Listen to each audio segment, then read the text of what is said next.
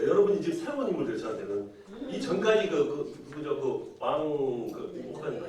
그분이 마지막 처음부터 그 계속 받은 분이고 그분이 나가시고서 여러분이 새로운 인물들이 저한테 그래서 저는 마음대로 다른 과목들 있는 했던 것들을 가져갈 수가 있어요. 좀 편하게 제가 이제는 그래가지고 그래서 다음에는 아마 이 끝나면 다음에는 아마 여러분 교회사 과목 혹시 그 강의 받아보셨어요? 교회사? 저번에 그 말씀드렸듯이 다른 분이 받으실 때만 다시 과목을 못 했었거든요. 그렇기 때문에 이제는 그 과목을 해도 될 것 같아요.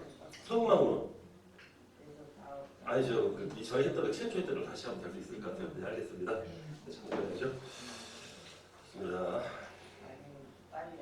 네, 자, 둘째 시간 시작하도록 하겠습니다. 자, 지금 요엘서 속에 그리스도는 어떤 모습으로 오셨는가 가장 먼저 나타나는 건 성령을 다룰 수가 있습니다. 성령은 예수 그리스도의 영이라 하는 부분을 이 요엘서 속을 통해서 우리가 찾아볼 수가 있는 것이죠. 자, 예수님이 성천하시고 성령이 오셨습니다. 자, 삼위일체로서 이제 예수님이 하나님이시고 하나님이 성령님이시고 성령님이 그리스도이시죠.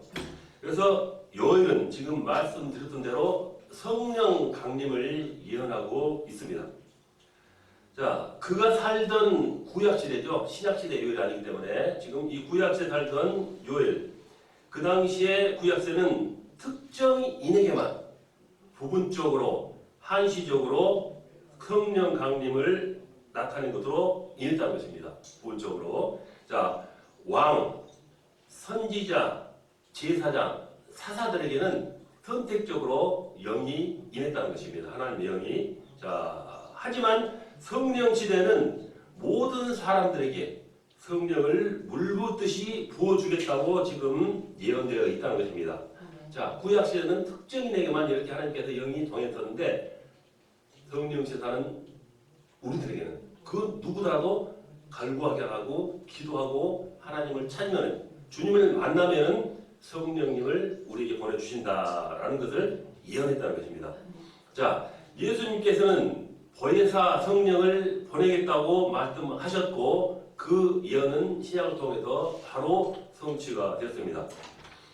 성령 강림은 예수님께서 우리를 구원하시기 위해서 이 땅에 오신 성육신과 비교할 만큼 아주 중대한 구속 사역입니다. 성령은 지혜의 영이죠. 자, 겁쟁이며 배신자인 베드로가 성령을 받고 나서는 순교를 할 정도로 담대해졌습니다. 자, 그래서 성령의 사람으로서 성령의 인도를 받으면 가난과 실패가 물러간다는 것입니다. 성령 충만하면은 우리는 살아가면서 그 무엇에게도 당하지 않고 반드시 이겨낼 수가 있는 것입니다. 성령은 이렇게 사람을 변화시킬 수 있습니다. 그래서 하나님께서는 하나님의 뜻을 이루시기 위해서 연약한 자를 강하게, 가난한 자를 부유하게, 무능한 자를 유능하게 만들어서 쓰신다는 것입니다. 아멘. 그건 바로 성령을 통해서 이뤄낼 수 있는 것입니다. 이것이 성령의 능력인 것입니다. 그래서 우리는 그저 성령 충만하기만 하면 모든 것을 해결할 수가 있다는 것입니다. 자, 신약시대의 성령 강림의 특징은 신분, 성별, 그리고 연령의 조건과 관계없이 역사를 한다는 것입니다. 그래서 말씀드렸듯이 예수 그리스도를 영접한 누구에게나 성령은 임하십니다. 성령의 사람은 힘든 일이 생겨도 결국에는 요셉처럼 다윗처럼 그 고난을 거쳐서 반드시 성공을 하게 되어 있는 것입니다. 반드시 기도할 때마다 말씀을 통해서 우리는 원하는 자는 반드시 성령을 보내주신다라는 것을 말씀을 통해서 믿을 수가 있어야 합니다. 로마서 8장 16절 성령이 친히 우리의 영과 더불어 우리가 하나님의 자녀인 것을 증언하시나니 말씀하고 있습니다. 그리고 로마서 8장 9절 누구든지 그리스도의 영이 없으면 그리스도의 사람이 아니라 말씀합니다. 성령 충만하면 반드시 복음을 전파하게 됩니다.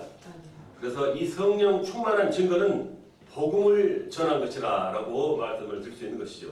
그래서 이렇게 성령 충만한 사람은 누구를 만나든지 담대하게 예수가 그리스도라라고 증거를 할 수 있습니다. 성령 충만을 받으면 환경과 수준에 관계없이 핍박을 넘어서는 힘이 생기는 것입니다. 성령 충만하면 물질의 어려움, 질병, 환경, 모든 고난을 넘어설 수 있게 됩니다. 그러므로 우리는 늘 성령 충만하도록 기도를 해나가면서 싸워서 승리하는 그런 신앙생활을 해 나갈 수 있어야 하는 것입니다. 자, 그 다음에는 요엘 속의 그리스도는 또 어떤 모습으로 다가왔는가? 두 번째는 예수 이름의 능력으로 다가오셨습니다.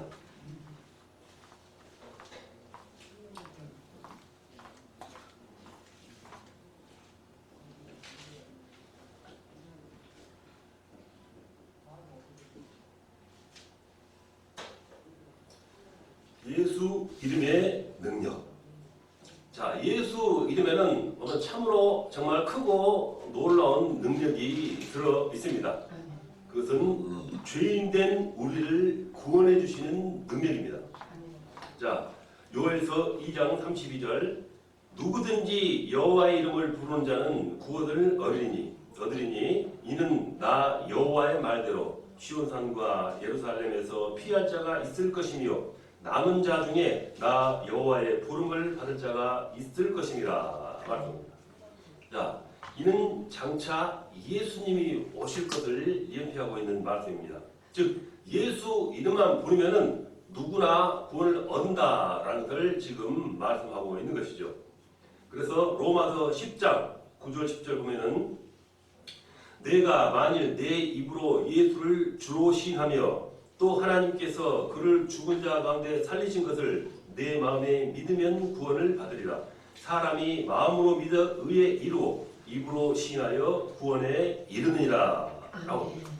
자, 예수 이름을 입으로 시인하는 것도 전도요, 기도요, 예배요, 찬양입니다.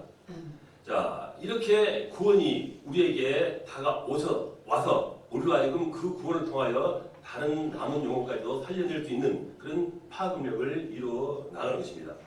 자, 그렇다면 구원에 있어서 절대적인 영향을 미치는 5가지 요소를 말씀을 드린다면 과연 무엇이 될까요? 하는 부분인 것이죠.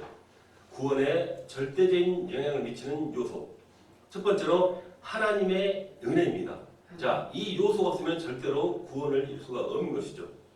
에베소서 2장 8절 너희는 그 은혜에 의하여 믿음으로 말미암아 구원을 받았으니 이것은 너희에게서 난 것이 아니요 하나님의 선물이라.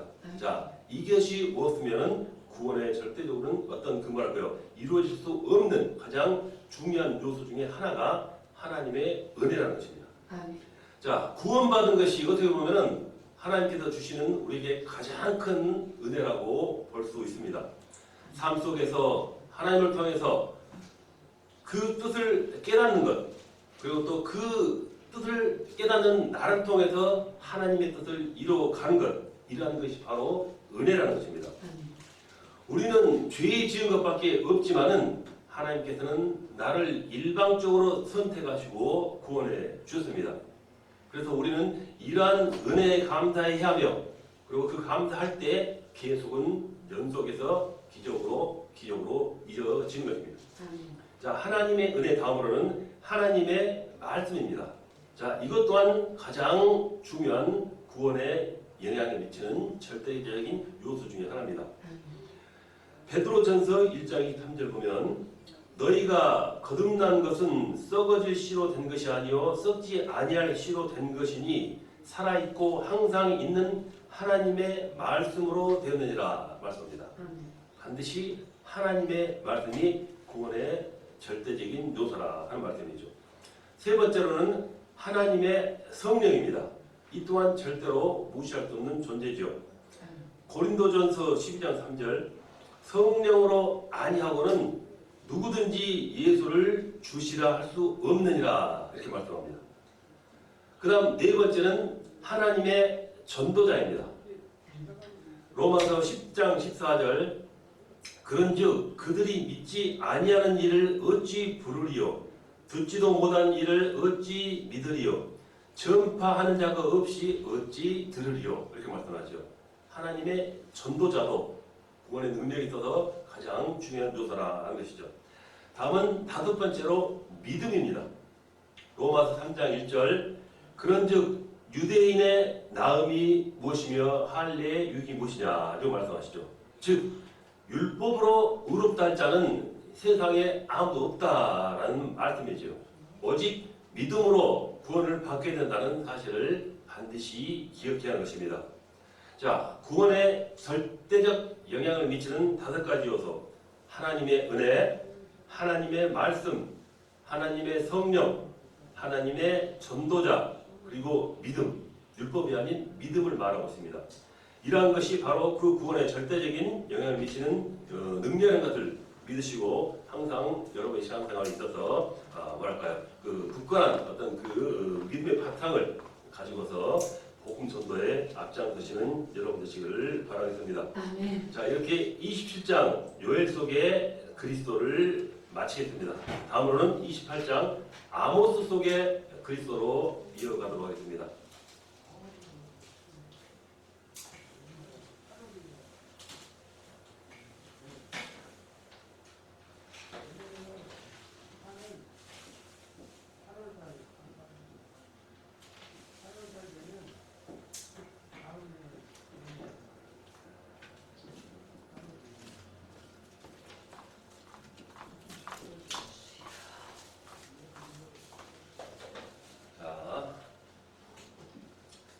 아모스 8장 11절 한번 같이 볼까요? 본문 말씀 찾아보겠습니다. 아모스 8장 11절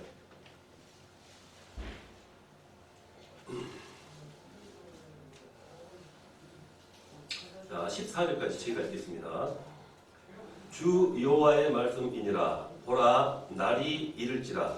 내가 기근을 땅에 보내리니 양식이 없어 주림이 아니며 물이 없어 갈람이 아니요 여호와의 말씀을 듣지 못한 기간이라.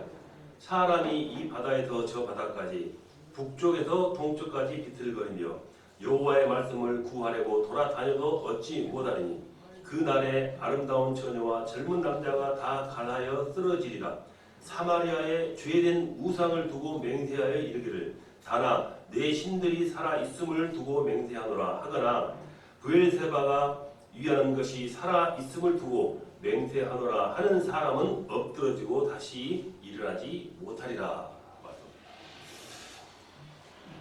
자, 이스라엘이 남과 북으로 이렇게 나뉘어 있을 당시 남유다 사람인 이 아모스는 북이스라엘에서 사역을 했습니다. 남유다 사람이 북이스라엘에서 사역을 했다는 것입니다.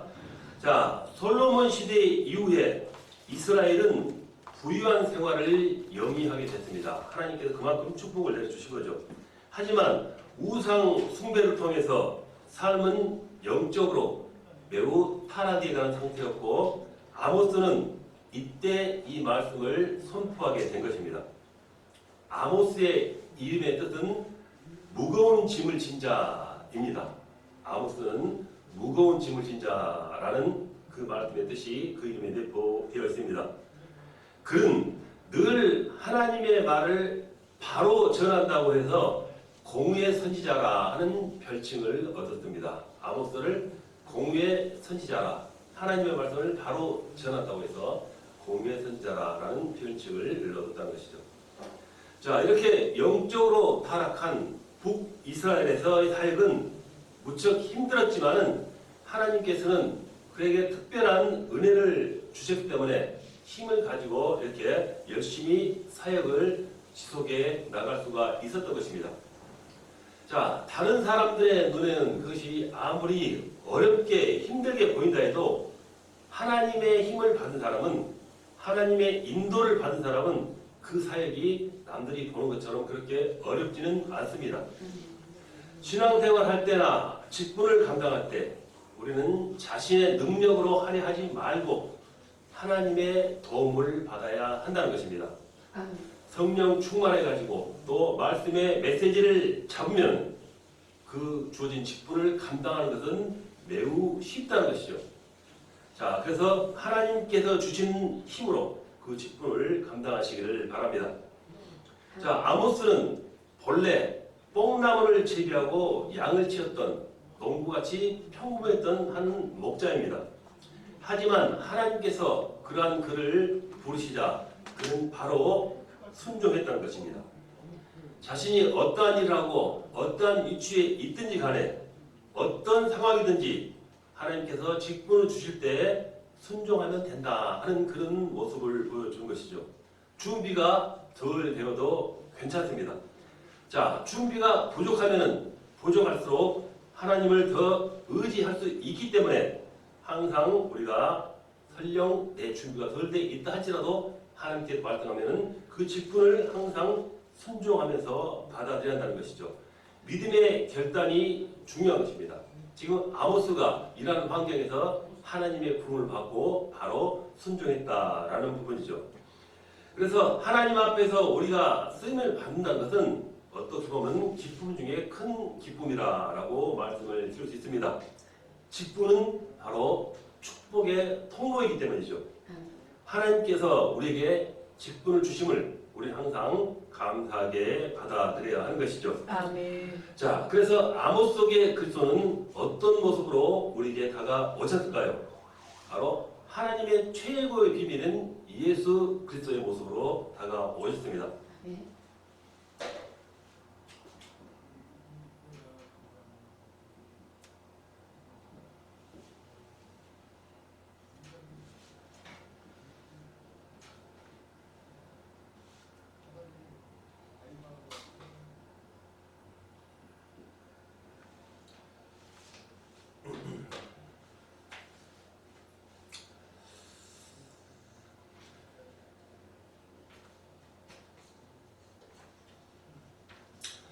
자, 말씀의 제목처럼 예수 그리스도는 하나님의 최고의 비밀입니다. 아멘. 하나님께서는 일하시기 전에 꼭 주의 종들에게 보여주며 예언하십니다. 그래서 하나님께서 일하신을 살펴보면은 일하시는 그 방법을 우리가 살펴보면은 먼저 앞으로 될 일을 대비하도록 미리 말씀을 주십니다. 아멘. 성경은 영생하는 미래를 말하고 있다고 볼 수 있습니다. 우리가 성경 말씀만을 정확하게 받아들이면 될 수 있는 것이죠. 그 내용은 반드시 성취된다는 말씀도 그 안에 포함되고 있는 것입니다. 아멘. 자, 그 다음에는 신구약을 통해서 말씀을 하십니다. 성경은 과거에 있었던 사건들과 문제들을 통해서 지금 현재를 살고 또 미래를 대비하도록 하나님의 비밀을 감추던 우리에게 그 비밀을 가르쳐주기 위해서 감춰준 비밀을 가지고 있다는 것이죠. 그래서 우리에게 알려주신 그 하나님의 비밀에는 무엇이 있겠습니까? 그래서 바로 지금 말씀드린 예수 그리스도라는 것입니다. 성육신하신 예수 그리스도, 그리고 예수 그리스도의 십자가, 예수 그리스도의 부활과 승천, 재림의 비밀이 그 안에 있다는 것입니다. 우리는 하나님의 비밀을 맡은 자들입니다. 자, 그렇다면 먼저 영적 정체성을 깨닫는 것이 우리 자신에 있어서 매우 중요한 문제입니다. 내가 어떤 존재인가, 내가 어떻게 살아가야 하는가에 대한 답이 분명히 있어야 하며 그에 대한 긍지와 영적 긍지, 자존심을 가지고 살아갈 수 있어야 한다는 것이죠. 자, 방금 말씀드린 이 영적 정체성이란 선지자적 사명, 그리고 제사장적 사명, 그리고 왕적 사명이 우리에게 주어져 있다 하는 것을 알아야 하는 것입니다. 복음을 명확히 설명하면서 방금 이 세 가지 말씀드린 사명을 가진 사람이라면 내 자신이 영적 정체성을 회복한 사람이다라고 말씀을 드릴 수 있습니다. 세상 사람들은 내가 누구며 내가 왜 살아가는지를 대답할 수가 없습니다. 이는 하나님께서 지으신 인간의 모습이 아닌 것이죠. 우리는 이미 복음을 위해서 세계 복음을 위해서, 복음 전도를 위해서 하나님의 비밀을 알게 된 사람들입니다. 아멘. 하나님의 최고의 비밀은 바로 예수 그리스도입니다. 아멘. 예수님께서 그리스도로 이 땅에 오셨다는 사실을 알게 되면 모든 것이 끝이 납니다. 이러한 영적 정체성과 영적 자신감을 가지고 하나님께서 주시는 복을 차지하시기 바랍니다. 아멘. 신앙생활은 누리는 것입니다. 아멘. 하나님의 뜻을 알고 신앙생활을 하면은 정말 즐겁고 쉽게 하나님과 함께할 수가 있습니다. 아멘. 그래서 즐겁고 기쁜 마음으로 신앙생활에서 모든 흑암을 이겨나가는 여러분 되시길 아멘. 바랍니다. 자, 하나님의 최고의 비밀 예수 그리스도, 다음으로는 영생의 양식 예수 그리스도입니다. 영생의 양식 예수 그리스도.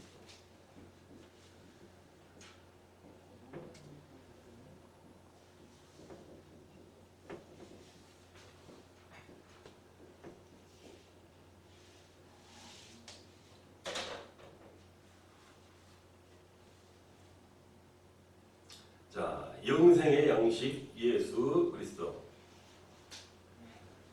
자, 살아가면서 기갈이라는 게 있죠. 많은 기갈. 목마름도 있을 수 있고 굶주림도 있을 수 있고. 자, 그렇지만 하나님의 말씀을 듣지 못한 굶주림이나 기갈은 그 어떤 다른 것보다도 비교할 수 없는 가장 안타까운 기갈의 현상입니다. 아모스 8장 11절 보면 주 여호와의 말씀이니라. 보라, 날이 이를지라. 내가 기근을 땅에 보내리니 양식이 없어 주림이 아니며 물이 없어 가람이 아니요 여호와의 말씀을 듣지 못한 기갈이라 말씀합니다. 자, 우리의 영원한 생명의 양식 되는 예수님은 광야에서 마귀에게 시험할 때 이렇게 말씀하셨습니다. 자, 마태복음 4장 4절. 사람이 떡으로만 살 것이 아니요 하나님의 입으로부터 나오는 모든 말씀으로 살 것이라 말씀합니다. 아멘. 그리고 요한복음 6장 27절에 또한 썩을 양식을 위하여 일하지 말고 영생하도록 있는 양식을 위하여 하라. 이런 말씀을 합니다. 아멘. 자, 그리스도인은 하나님의 말씀을 먹고 사는 사람입니다. 아멘. 따라서 하나님을 항상 예비하며 살아가야 합니다. 아멘. 말씀이 끊기는 순간, 말씀과 멀어지는 순간 문제가 생기기 시작합니다. 은혜가 끊기면, 말씀이 끊기면 물질, 건강, 인간관계, 내적, 외적 갈등이 나 곁에 찾아옵니다. 그러므로 은혜를 받는 일에 우리는 생명을 걸고 나아갈 수 있어야 하는 것입니다. 아멘. 말씀의 메시지를 분명하게 잡아야 합니다. 아멘. 그 메시지를 잡느냐 못 잡느냐의 그 여부에 따라서 우리 삶의 성패가 갈린 것입니다. 아멘. 아멘. 자, 많은 한국교회가 침체에 빠진 것은 말씀의 메시지, 즉 강단의 메시지를 온전히 잡지 못했기 때문입니다. 말씀의 메시지가 내 마음에 다가오고 나에게 충격을 주고 또 달고 오묘한 말씀으로 내게 다가올 때 우리는 모든 얽히고 설켰던 문제가 점차 해결해 나가는 문제를 경험할 수가 있는 것입니다. 아멘. 그때부터 내 안에 잠재되어 있던 그 말씀의 능력들이 내 자신을 통해서 나와서 변화의 세상을 만들어 가는 것입니다. 아멘. 아멘. 열등감과 비교의식 그런 것을 사라지고 항상 타인을 위해서 세상을 위해서 복음에 영향을 미치는 사람으로서 변화되어 가는 것입니다. 아멘. 자, 응답받는 사람의 특징은 복음에 감격이 있는 사람인 것입니다. 아멘. 그런 사람은 말씀을 사모하는 사람, 기도하는 사람, 그 통해서 신앙의 행복을 느끼는 사람을 말할 수가 있습니다. 골로새서 3장 11절 보면은 거기에는 헬라인이나 유대인이나 할레파나 무할레파나 야만인이나 수구디아인이나 종이나 자유인이 차별이 있을 수 없나니 오직 그리스도는 만유시요 만유 안에 계시니라. 아멘. 자, 이처럼 예수 그리스도는 우리의 모든 것이 되시는 것입니다. 아멘. 또한 사람을 살리고 키우고 세우시는 것이죠. 아멘. 예수님이 바로 그러하셨다는 것입니다. 또한 바울도 어떻게 보면은 바나바가 사울을 키웠듯이 그로 인해 바울이 되었듯이 이러한 과정을 통해서 그 역사를 이루어 나간 것을 볼 수 있습니다. 요한복음 14장 12절에도 보면은 예수님에게 말씀할 때 예수님께서 제자들에게 하신 말씀 중에 내가 한 일을 너희도 할 수 있고 나보다 더 큰 일을 할 수 있다라고 분명히 말씀하셨습니다. 자, 이렇게 성령이 내 안에서 역사하시면은 예수님의 말씀처럼 변할 수가 있다는 것이죠. 아멘. 예수님께서 이제 보혜사 성령이 오면 내가 하지 못한 일도 예수님께서 직접 하지 못한 일도 너희들이 하실 수 있을 것이라 라고 말씀하셨다는 것입니다. 하나님께서 우리에게 주신 능력은 정말로 어마어마하다라는 그런 믿음을 가져야 하는 부분인 것입니다. 자, 우리가 속담에 호미로 막을 것을 가래로 막는다라고 말씀들을 많이 하지요. 자, 어떤 일이 있을 때 가볍게 생각하고 지나쳐버리고 무심코 지나갔다가 나중에 수습할 수 없을 만큼 그런 큰 사건으로 변한다라는 것을 말씀하는 거죠. 자, 우리가 영적으로 사소하게라도 무감각해지면은 쉽게 막을 일도 자칫 이미 늦어서 막지 못하는 경우가 생긴다는 것입니다. 사소한 것부터 잘 챙겨나가는 그런 믿음을 우리의 자신을 살펴보면서 점검해 나간다는 것이죠. 자, 그래서 지금 이 북이스라엘 백성들은 아모스 선지자의 그러한 예언을 지금 무시하고 말았다는 것입니다. 그래서 결국 아수르에게 군사가 쳐들어와서 완전히 멸망을 당하고 말죠. 자, 어떻게 보면은 영적으로 무감각해진 그들의 모습 이를 지금 바라볼 수 있는 것입니다. 그래서 우리도 살아가면서 인생에 있어서 이 이스라엘 백성처럼 절대로 영적인 무감각 상태가 와서는 안 된다는 것입니다. 아멘. 금물인 것이죠. 아멘. 아무리 작고 사소한 것이라도 영적인 부분에서는 절대로 무시하지 말아야 합니다. 영적 성장에 걸림돌이 되는 이러한 상처, 불신앙, 의심 이런 것들은 예배를 통해서 반드시 치유를 받고 더 큰 믿음을 키워나가시는 여러분 되시기를 바라겠습니다. 아멘. 자, 그래서 예수 그리스도가 우리에게 이렇게 임하시면은 시대적, 대표적, 그리고 기념비적 인물이 우리는 반드시 되어서 하나님께 쓰임 받을 수가 있는 것입니다. 아멘. 그러므로 우리 항상 신앙의 결단을 낼 수가 있어야 합니다. 하나님께서 주시는 음성에 귀를 기울이시기 바랍니다. 아멘. 또 교회에서 주시는 말씀들을 통해서 하나님의 음성들을 깊이 새겨 들으면서 영적 정체성을 확고히 세우시는 저와 여러분 되시기를 축원합니다. 아멘. 자, 제28장 아모스 속의 그리스도를 마치겠습니다. 자, 다음에는 제29장 오바댜 속의 그리스도로 진행을 해보도록 하겠습니다.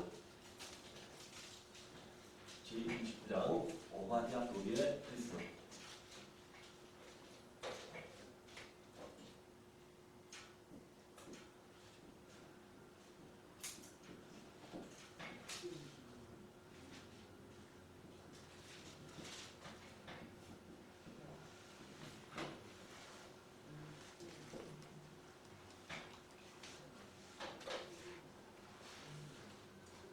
자, 오바댜 1장 17절 한번 같이 봐볼까요?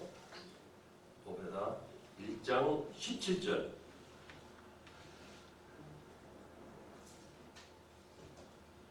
자, 21절까지 제가 읽겠습니다. 오직 시온산에서 피할 자가 있으리니 그 산이 거룩할 것이요 야곱 족속은 자기 기업을 누릴 것이며 야곱 족속은 불이 될 것이며 요셉 족속은 불꽃이 될 것이요 에서 족속은 지푸라기가 될 것이라. 그들이 그들 위에 붙어서 그들을 불사를 것인즉 에서 족속에 남은 자가 없으리니 여호와께서 말씀하셨습니다. 그들이 네겝과 에서의 산과 평지와 블레셋을 얻을 것이요 또 그들이 에브라임의 들과 사마리아의 들을 얻을 것이며 베냐민은 길르앗을 얻을 것이며 사로잡혔던 이스라엘의 많은 자손은 가나안 사람에게 속한 이 땅을 사르바까지 얻을 것이며 예루살렘에 사로잡혔던 자들 곧 스바랏에 있는 자들은 네겝의 성읍들을 얻을 것이니라. 구원받은 자들이 시온산에 올라와서 에서의 산을 심판하리니 나라가 여호와께 속하리라. 아멘. 아멘. 자, 오바다. 오바다는 성경 66권 중에 가장 작지만, 자, 22절밖에 안 되죠. 가장 작지만 가장 강력한 심판의 메시지를 포함하고 있다라고 생각합니다. 그 심판의 메시지가 선포되어 있다는 것입니다. 자, 방금 본문의 말씀에서 좀 다뤘습니다만은 에서의 후손 에돔이 심판을 받는 내용인 오바다를 통해서 우리는 하나님께서 에돔을 심판하신 그 이유를 알 수 있어야 한다는 것입니다. 자, 구약에 등장하는 인물들을 우리가 보면은 그 이름으로 그 삶의 행적을 알 수가 있습니다. 자, 오바다는 여호와의 종, 여호와를 예배하는 자라는 뜻입니다. 오바다는 여호와의 종, 여호와를 예배하는 자라는 뜻을 내포하고 있습니다. 자, 방금 읽은 본문은 에돔에 대한 심판 그리고 이스라엘의 회복이라는 두 부분으로 나눌 수가 있습니다. 에돔에 대한 심판 그리고 이스라엘에 대한 회복이라는 두 부분으로 나눌 수가 있는 것이죠. 자, 후반부가 이스라엘의 회복을 이야기하고 있기 때문에 유대인들은 전통적으로 이 말씀을 좋아해가지고 황금절이라고 부르기도 하죠. 그 말씀들을 이스라엘 백성들이 좋아한다는 것입니다. 자, 그리스도인은 주님 안에서 모든 것이 회복된다고 말씀을 드렸습니다. 그러므로 언약을 잡은 우리는 혼란한 현실을 보는 대신에 확실한 미래의 소망을 가질 수 있어야 하는 것입니다. 자, 이라는 것을 우리가 지금 이 오바다 속을 통해서 이 부분을 배울 수가 있는 것입니다. 하나님의 자녀는 오늘 현실에서 회복되고 모든 것에 합력하여 선을 이루기에 언제나 우리는 당당해야 합니다. 또한 영육간에 모든 것이 회복될 것이라는 그런 믿음을 가지고 하나님께 예배를 드려야 합니다.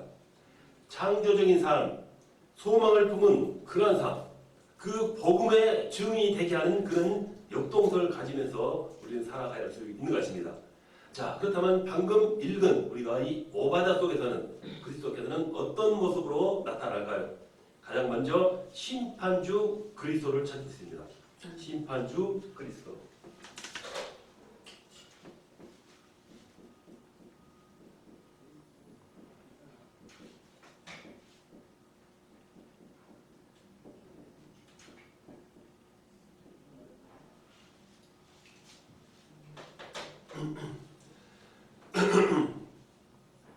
자, 지금 하나님께서 에돔 족속을 심판하시는 그런 내용이 나왔다고 그랬는데요. 자, 하나님이 에돔 족속을 심판하신 근거는 교만입니다.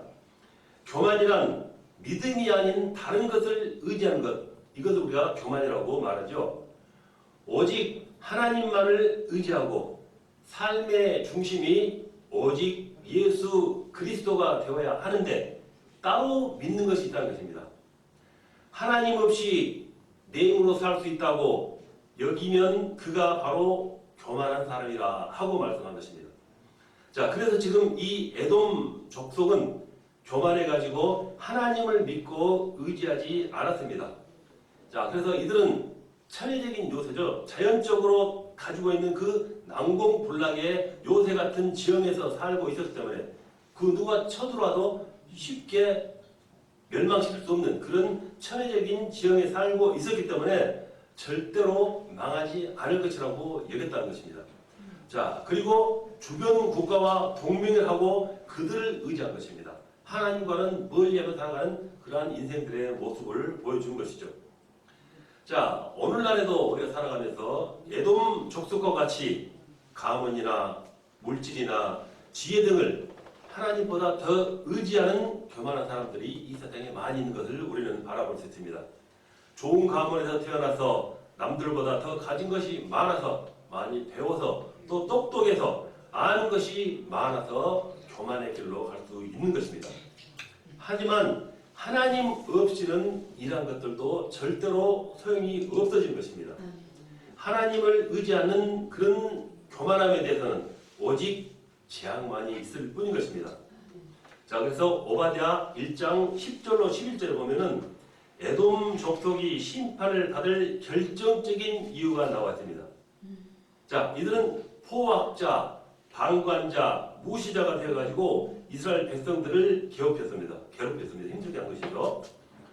자, 그래서 이 에돔과 이스라엘은 어찌 보면은 형제였던 에서와 야곱의 후손이죠. 자, 에돔은 형 에서의 후손이고 이스라엘은 동생인 야곱의 후손인데, 다른 나라에서 이스라엘을 침략한다면 그들의 형제인 거로 돕고 이렇게 위로주면서 함께 해야 하는데, 그 나라를 도와서 오히려 더 이스라엘을 괴롭다, 힘들겠다라고 한 것입니다. 이는 참으로 악한 모습으로 하나님께 비춰진 것이죠. 자, 말씀드린 교만과 구원은 절대로 양립할 수 없습니다. 함께할 수가 없습니다. 교만은 결국 자신을 속이는 행위입니다. 자, 그래서 말씀에 비추어 보면 자신이 아니면 어떤 대상이 교만한지 겸손한지 우리는 쉽게 알 수가 있습니다. 말씀의 은혜를 받으면서 삶에 적용하는 사람은 바로 겸손한 사람이죠. 그리고 말씀을 들어도 전혀 감동이 없고 움직이지 않은 사람, 변화가 없는 사람은 교만한 사람이라고 말씀을 드립니다. 사단의 주특기는 이간, 분쟁, 멸망이죠. 사람 사이를 갈라서 분쟁하게 하고 싸우게 하고 서로 불신앙을 심게 하고 계속 흔들고 넘어뜨려서 망하게 하는 것이죠. 사단은 결코 우리에게 내실적으로 좋은 것을 주지 않습니다. 가진 미혹과 유혹을 통해 가지고 결국 도적질하고 죽이고 멸망을 시킵니다. 입에 단 것이 몸에 좋지 않다 하는 것과 마찬가지죠. 하나님께서 그래서 우리에게 어떤 직분을 주실 때는 영적으로 순종할 수 있어야 됩니다. 부족하다고 준비가 덜 되었다고 시간이 없다고 말할 필요가 없습니다.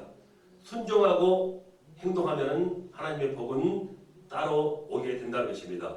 말씀드렸듯이 이러한 직분을 통해서 이러한 그 복의 통로를 찾을 수 있어야 하는 것입니다. 자, 그래서 오늘 말씀에서 나와 있는 이러한 부분의 내용들, 지금 이 에돔 족속들이 하나님의 말씀을 의지 않고 교만한 모습으로 다가오는 그런 모습이 우리 자신 내면에서 살따라 있다면 그것을 물리치고 사단의 계획을 물리치할 수 있는 것입니다. 그러면은 하나님의 축복은 반드시 주어진다라는 것이죠. 자, 성경은 역설적이라고 하죠. 시간도 물질도 마음도 모두 드리라고 합니다. 자, 그러면은 누르고 흔들어서 안겨주리라라고 말씀하십니다. 자, 하나님께서 맡기신 일 그렇게 말씀할 때 우리가 가지고 있을 설사 내게 부족한 것이 있고 모자란 것이 있다 할지라도 하나님께서 반드시 그 부분을 반드시 채워 주십니다. 그래서 우리가 맡아야 할 직분, 우리가 감당해야 할 어떤 그런 사명 이런 것들은 높고 낮은 것이 없습니다. 오직 질서가 있을 뿐입니다. 그래서 이러한 것들을 구분하기 위해서 준 것이 바로 우리의 직분인 것이죠. 그래서 하나님께서 직분을 주시면은 모두가 지체 의식을 가지고 하나 되어 하나님의 일을 함께 나갈 수 있을 것입니다. 절대로 교만한 마음 버리고 하나님을 의지하면서 앞으로 나갈 수 있어야 하는 것이죠. 자, 다음에는 오바다 속에 그리스도는 어떤 모습으로 오셨을까요? 두 번째는 구원자 그리스도의 모습입니다.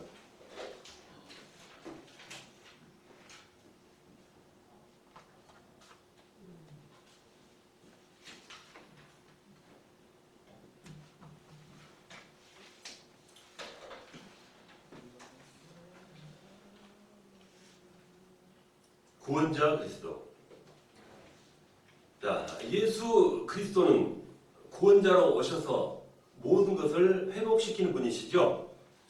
자, 이스라엘이 회복되듯이 지금 하나님께로 돌아온 자는 누구나 회복된다 하는 말씀인 것입니다. 지금 야곱 족속이 자기 기업을 누리게 된 것 같이 하나님의 자녀는 자기 기업을 누릴 수 있는 것입니다. 하나님께서 이미 약속으로 베풀어 주신다고 하신 것이죠. 그러므로 우리들은 교회에 올 때마다 성도들은 교회에 나설 때마다 하나님의 나라를 누릴 수가 있어야 됩니다. 교회는 천국의 지름이라 이렇게 말씀하죠. 그래서 우리가 교회에 오면은 세상의 고통에 따라서 천국에 왔다 하는 그런 기쁨을 맛볼 수 있는 것이 바로 이 교회가 대한 것입니다. 그리고 그 기쁨을 통해서 또 성령이 역사하시고 또 우리와 함께하는 그런 사랑을 베풀어 주시는 것이죠. 자, 지금 이 이스라엘 백성들은 저주로 끝난 것이 아니었습니다. 저주로 인해서 이렇게 어려움을 당했지만 하나님께서는 사랑하는 백성이기 때문에 새로운 회복을 새로운 복으로 이 길을 바꿔 주셨다는 것입니다. 그래서 하나님은 항상 하나님의 자녀를 위해서 항상 새로운 복을 준비해 두고 계신다라는 믿음을 가질 수 있어야 됩니다. 그래서 결국 하나님의 자녀는 항상 미래가 보장되어 있다는 것을 믿으시기 바랍니다. 또한 예수 그리스도는 우리로 하여금 감사하는 인생을 살게 합니다. 하나님의 절대 주권 속에서 우리가 다 구원받을 것 같은 형제지만 지금 이 말씀에 보듯이 에서는 망하고 야곱은 살아났습니다. 자, 누구를 선택해야 하는 것이냐 하는 것은 바로 하나님의 절대 주권이라는 것입니다. 우리는 이미 구원을 받았습니다. 환경이나 수준에 관계없이 지금 우리는 죄와 사망의 법에서 해방이 되었습니다. 예수님을 믿음으로 모든 것이 끝난 것입니다. 그래서 하나님의 절대 주권 속 안으로 들어와서 우리는 모든 것이 완성된 것입니다. 그래서 그 구원을 살펴보면은 인생 회복에 있어서 이러한 모든 과정은 하나님의 은혜였다라는 것을 결론적으로 깨달을 수가 있는 것입니다. 내가 한 것은 그저 믿기로 작정한 것뿐이라는 것이죠. 그래서 우리가 이 구원의 축복을 누리는 구원의 근본, 이것은 절대로 나의 힘으로 나의 노력으로 되는 것이 아닙니다. 자, 종교는 내가 찾아가서 믿는 것이지만 복음은 은혜로 찾아가는 것입니다. 이 두 가지가 다른 것이죠. 로마서 5장 8절, 우리가 아직 죄인 됐을 때 그리스도께서 우리를 위하여 죽으심으로 하나님께서 우리에 대한 자기의 사랑을 확증하셨느니라 말씀합니다. 이는 하나님의 일방적인 선택, 즉 불가항력적인 복을 우리가 지금 받고 있다는 것입니다. 우리는 이를 항상 깨닫고 기뻐하고 감사할 수 있어야 됩니다. 자, 현대인의 병 90%는 활성산소에 의한 것이라고 하죠. 의학적인 용어가 되겠습니다만 이 활성산소에 의한 것이라고 말합니다. 이 활성산소는 생체 조직을 공격하고 암 조직을 만들게 하는 그런 물질인 것이죠. 그러한 것들은 어디서 나오는가? 바로 의심하고 미워하는 마음을 가질 때 생겨나게 된다는 것입니다. 불안하고 원망하고 자기 비하, 죄책감 이런 것들이 내 몸속에 있는 활성탄소를 만들어간다는 그런 연구 결과가 나왔다는 것입니다. 자, 이러한 기본적인 지식이 되겠지만 항상 우리가 어떤 그런 활성산소에 대해서 연구할 필요는 그렇지만 그러한 존재, 그런 것을 만들 수 있는 존재된 것은 분명히 알고 깨달을 수 있어야 하는 것입니다. 절대로 불안하지 말고 원망하지 말고 자기 비하하지 말고 죄책감 따위는 반드시 버려라 하는 게 되겠죠. 그러면 항상 하나님께 감사하고 하나님을 찬양해 나가는 것이 승리의 길이요 만병통치인 것입니다. 그래서 항상 기뻐하고 항상 즐거워하시기 바랍니다. 아멘. 시편 37편 18절, 여호와께서 정의를 사랑하시고 그의 성도를 버리지 아니하심이로이다. 그들은 영원히 보호를 받으나 악인의 자손은 끊어지로다. 이렇게 말합니다. 이 말씀처럼 하나님의 자는 영영이 보호를 받습니다. 하나님의 자녀는 영적인 존재이기 때문에 영원히 죽지 않습니다. 육신과 영혼이 분리되는 것일 뿐 영원히 살게 되는 것입니다. 다만 사는 것이 인간들에게 있어서 천국과 지옥으로 나눠지게 되는 것이죠. 같은 서울 시민이라 할지라도 교도소에서 사는 사람이 있고 행복하게 자유롭게 사는 사람이 있는 것과 마찬가지인 것입니다.